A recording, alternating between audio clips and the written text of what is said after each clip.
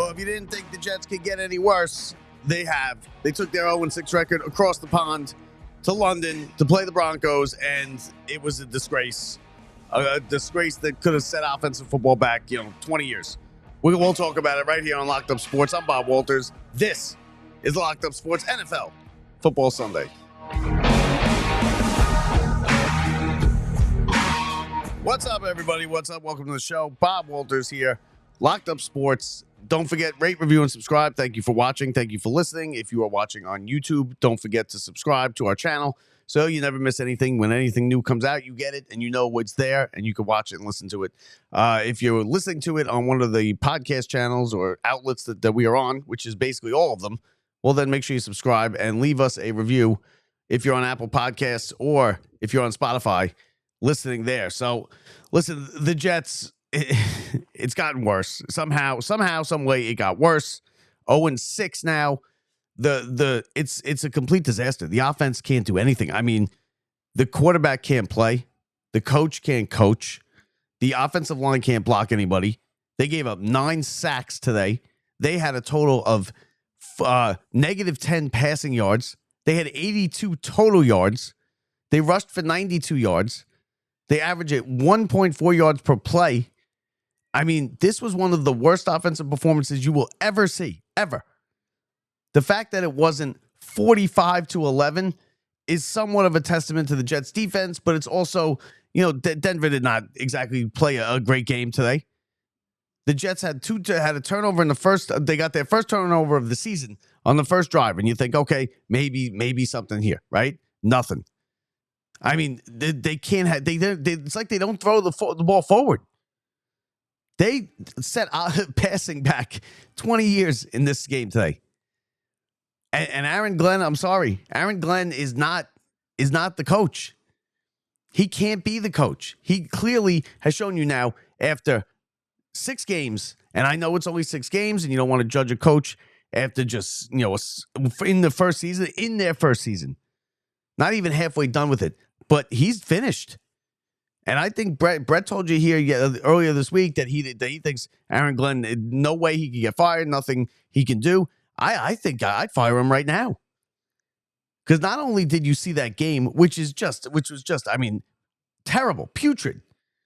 But then he goes into the press conference and a reporter asks him, is Justin Fields your quarterback next week? And he gets an attitude and goes, what kind of question is that?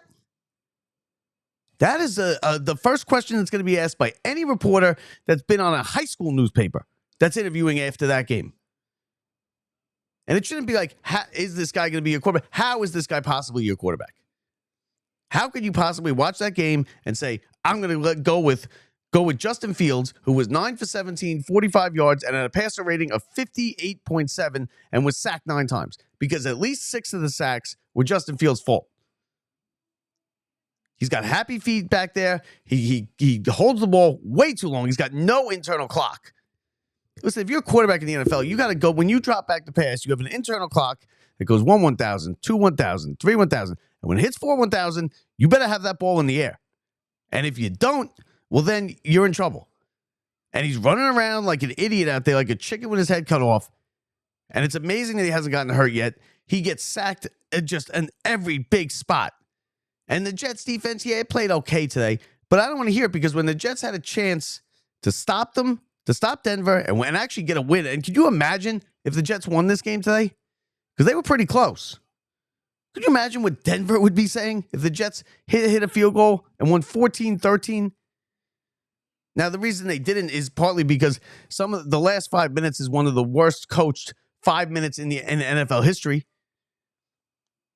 One of the worst coached 5 minutes in NFL history I've ever seen. Uses of timeouts, a complete disaster. I mean, they call a timeout on 4th and 1, and then they go and they end up punting the ball. Why even bother? Why waste the timeout? Timeouts are so precious in the NFL, especially second half timeouts. They are like gold, and they have to be treated like gold. Because a game will rest on whether you have timeouts left at the end of a game and multiple times every season. And Aaron Glenn is 4th and 1. He's on his own 35-yard line. Okay, the question is, Do you want to go for it or do you want to punt it? Now, I think he made the right choice, right, to punt it because your offense just goes backwards every play. And your defense has been okay, decent for the game. So obviously you punt it there. You play field position. And so you made the right call. But what are you doing calling a timeout? That's the huge problem. That you call that, you burn a timeout there with all the time left, a timeout that you are probably going to need. And it turns out they did need it. And they didn't have it. Why? Because Aaron Glenn is just not prepared for these games. The Jets are not prepared for the games. The offense that they're running is, I don't even know what it is, what you would call it. It's not an offense. They don't throw the ball down the field at all.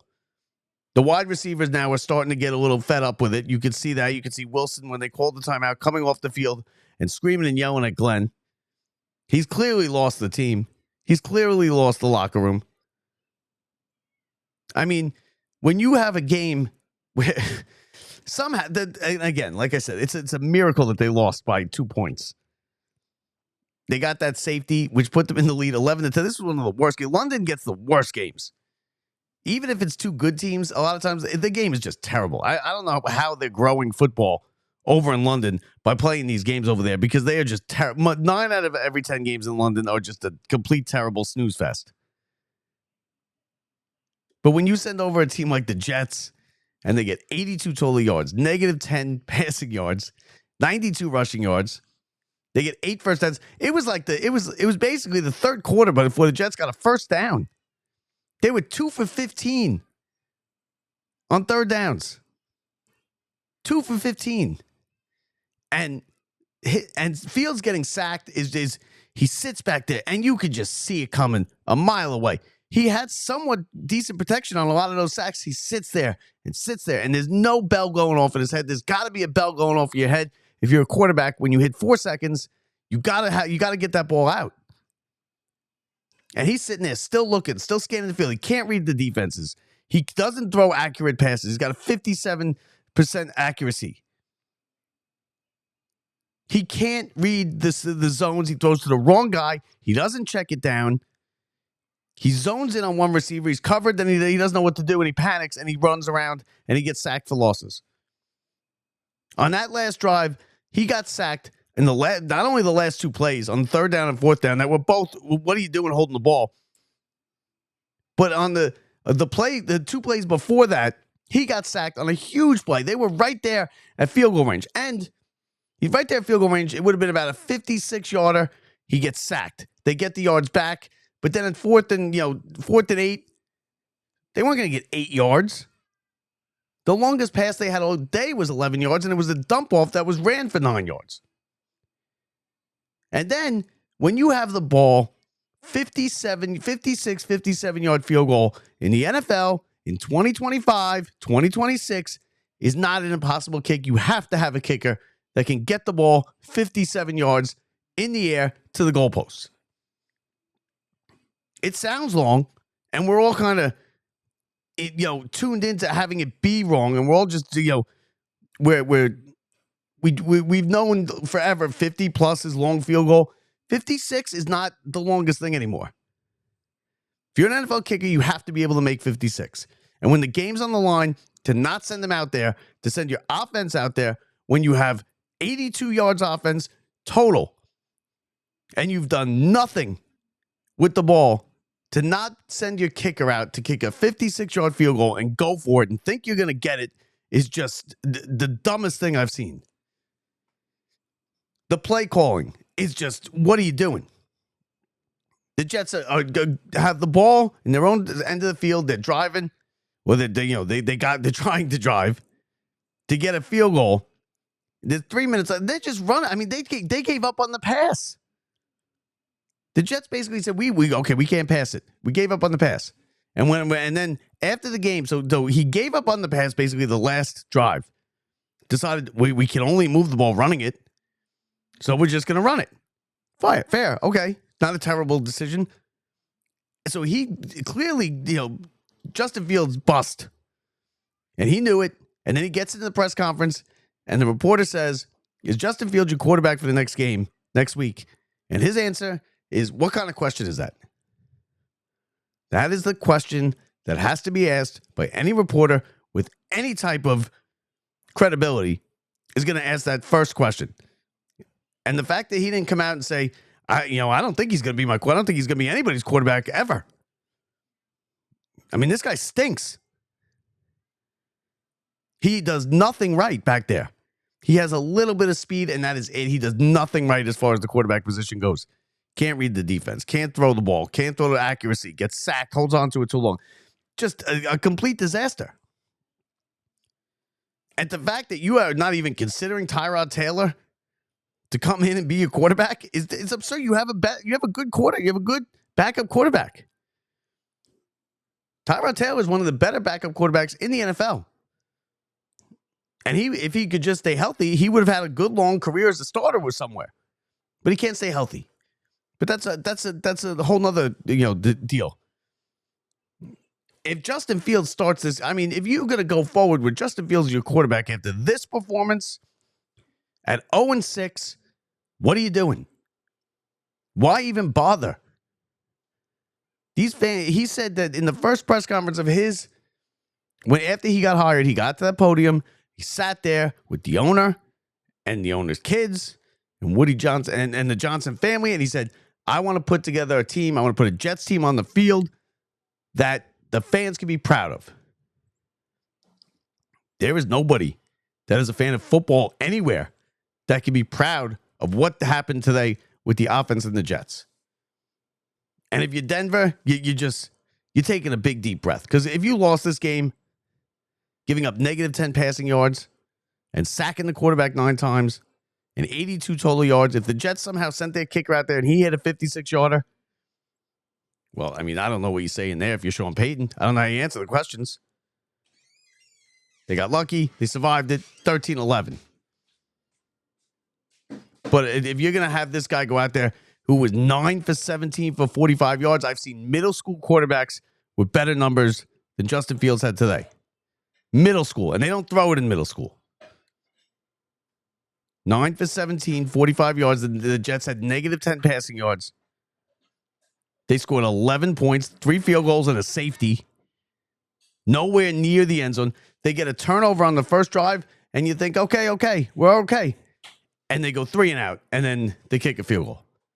And he made a 50-plus yard field goal. And when the game's on the line for Aaron Glenn to decide to go for it with this offense, I mean, what are you doing? And if your kicker can't make a 56-yarder, then he can't kick in the NFL. It sounds like, I know it's sad because we're all conditioned to think it sounds like a long field goal, but 56 in this league now has got to be made. That's just the way it is now. It's the way it's evolved to. They make it 60. They're talking about when they're in 65-yard field goal. Is he in range? Does he have the leg? You got to have 56 in your leg. And he decided, no, I don't think he does have it in him, and he went for it. Listen, I'd fire Glenn the moment the plane touches ground at JFK. I'd fire him. Just from the press conference, the team's not prepared. They're 0-6. It's an embarrassment. It's an embarrassment week after week. But this was as bad as this was the worst one. His average yards per pass was 2.6 yards. And I told you the sacks, at least 6 of the sacks were his fault because he sat back there. He's got no internal clock. There's no bells going off in his head at 4 or 5 seconds saying, what am I doing here? He just sits there as the whole thing collapses behind him, collapses around him. And the offensive line stinks too because they only got 80 rushing yards. This was the worst offensive performance I've seen since the Jets-Giants game a couple years ago, where both the Jets and the Giants were this bad. And I know people say you can't, Glenn's they made the wrong choice with the coach, and you got to just figure it out. You got to realize that now and get rid of him and start over. Because it's not even, football. They couldn't move the ball. They got their first down in the third quarter. They got a safety. They had a lead here in this game. And again, back to the Broncos. The Jets defense was not that good. They were all right. They got the safety. They played okay. And the Jets, and even on special teams, They got the turn, the fumble on the first play. They got the big kick return down to the 30-yard line, and they just don't move the ball at all. 3 field goals. Justin Fields, and to think that he actually like scold the reporter for saying, hey, what kind of question is that? What kind of question is that? What, are you serious? How do you not have an answer prepared for that? Like, in your answer, the only answer is, well, we're going to, if you want to not be blatant about it and be like, okay, yeah, we're not playing this guy anymore. Justin Fields isn't going to play anymore. That's the answer. But if you want to be diplomatic about it and go, listen, we're going to review everything and we're going to look at it and we'll have a decision for you later this week, you could say that. But it's clear as day that he can't be a quarterback. And what are you going to run him out there next week? Are you serious? The Jets are 0-6. They haven't really come close in many of these games. And the scores will indicate, this one's another one. These scores that will indicate that, okay, the Jets are in there, they're in these games, and they're not. This one, I guess they were in. They could have kicked the field goal to win it, but Dallas game, they lost by 10 points, but they were down 35-3. The Buffalo game, they got blown out in the first half. The game was over at the first half. They haven't been in any of these games. The team's not ready to play. I don't know what they're doing all week. Could you imagine that he said, look at what Aaron Rodgers is doing? And Aaron Glenn came in there first day and called in Aaron Rodgers and said, we don't want you. We want Justin Fields. 9 for 17, 45 yards, 9 sacks. Aaron Rodgers, even in his worst days with the Jets, never had that. Never. And his first move as coach for the Jets was to call in Aaron Rodgers and say, thanks, but no thanks. And Rodgers goes, all right, see ya. Right to the Steelers. Right to the Steelers. And he's playing pretty well.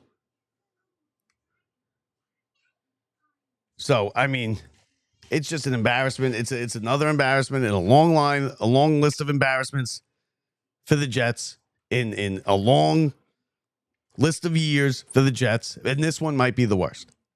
The Jets have some bad coaches. The Jets have had some bad years. It's been embarrassment after embarrassment after embarrassment after embarrassment. And you could sit here and laugh for an hour about all the embarrassing things the Jets have done just in my lifetime. And they were around for 20-something years before I was born. And there was one year that they won. And it's just been embarrassments all over the place. Aaron Rodgers for the Steelers right now is 4-1. 4-1. They beat the Browns today 23-9. And Rodgers was 21 of 30 for 235 yards, 2 touchdowns, no picks.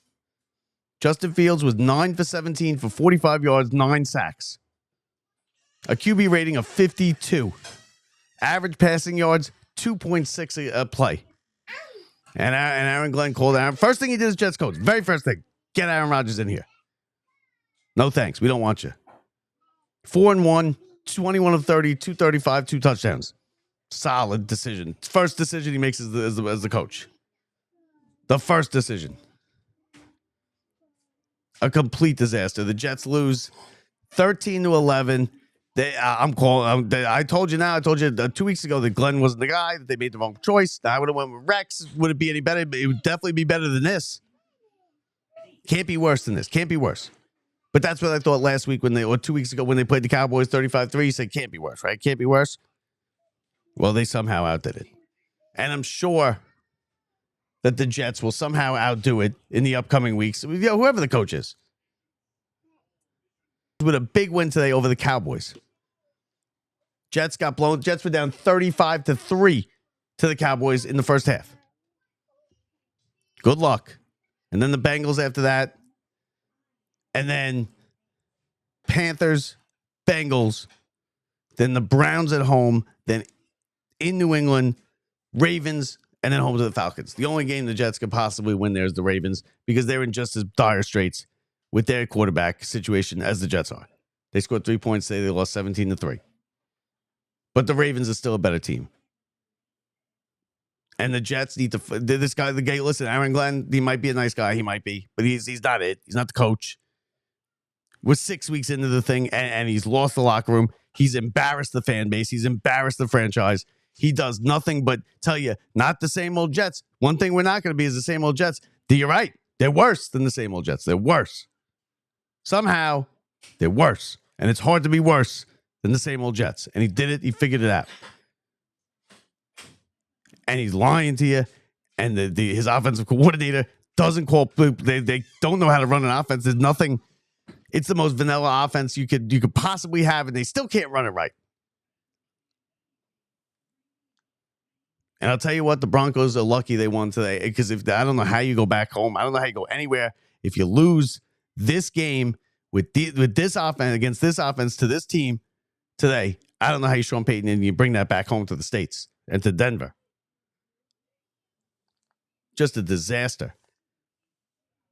The Jets are worse than anybody could have thought. And you know what? I actually picked them as an over. Well, it got to be over 5 wins, right? It got to be Justin Fields. Nope. Not going to happen. They might not get over 2 wins. They might not get 1 win. They'll probably find a win somewhere in there. But listen. So, Jets, headline for the Jets, bad as it gets. And next week, we'll probably top it. Because that's what they do. They top themselves every week. 13-11. They go over to London. They embarrass themselves. And now they come back and they got the coach asking reporters, what kind of question is that? What do you mean, is he my quarterback? Of course he's my quarterback. Well, he shouldn't be your coach. And the quicker you figure that out, the quicker you fix it, the quicker you might be able to get this thing to somewhat in respectable status. Because if you're a Jets fan right now, you should be embarrassed with this team. Thanks for watching, everybody. Thanks for listening. I'm Bob Walters from the Brian Gunzel Studios. We'll talk to you next time, everybody. See ya.